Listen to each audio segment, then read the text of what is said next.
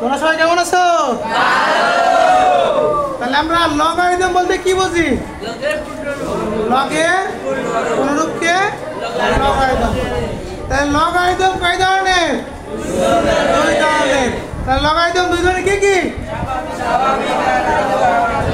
একটা হচ্ছে স্বাভাবিক নাকি?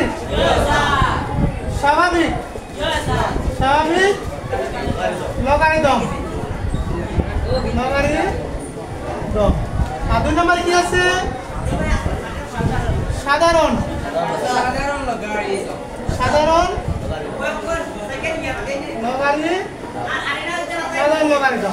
লগারিদম কয় ধরনের? দুই ধরনের। কি কি? স্বাভাবিক লগারিদম আর সাধারণ লগারিদম। তাহলে আমরা স্বাভাবিক লগারিদম বলতে কি বুঝি? স্বাভাবিক লগারিদম কোনগুলো?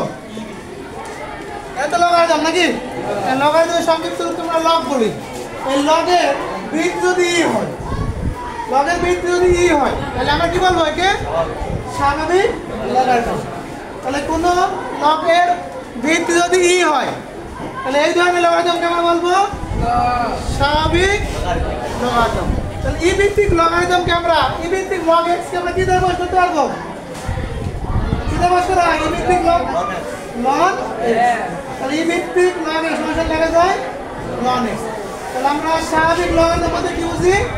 তাহলে কোন লগকে যদি আমরা কোন লগের বৃদ্ধি যদি ই দ্বারা প্রকাশ করা হয়, কোন লগের বৃদ্ধি যদি ই দ্বারা প্রকাশ করা হয়, তাহলে সেই ধরনের লগারিদমকে বলবো আমরা স্বাভাবিক লগারিদম। তাহলে ই ভিত্তিক লগ এক্স সমান কি দেখা যায়? কি লেখা যায়? এবার কি আছে? সাধারণ লগারিদম। আমরা সাধারণ লগারিদম কারে বলবো? লগের ভিত্তি কি হবে? লগের ভিত্তি যদি 10 হয়, লগের ভিত্তি যদি 10 হয়, এই ধরনের লগারিদমকে বলা হয় সাধারণ লগারিদম।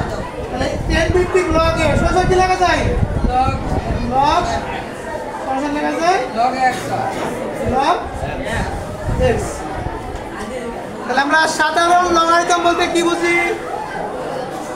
সাধারণ লগারিদম বলতে কি বুঝি? বুঝি আমরা কোন লগের বৃদ্ধি যদি 10 থাকে, তাহলে সেই ধরনের লগারিদমকে আমরা বলবো সাধারণ লগারিদম। তাহলে 10 ভিত্তিক লগ এ সরাসরি কি লেখা যায়? Log x. তাহলে আজকের ক্লাসে আমাদের এই পর্যন্তই। সামনের ক্লাসে আবার দেখা হবে।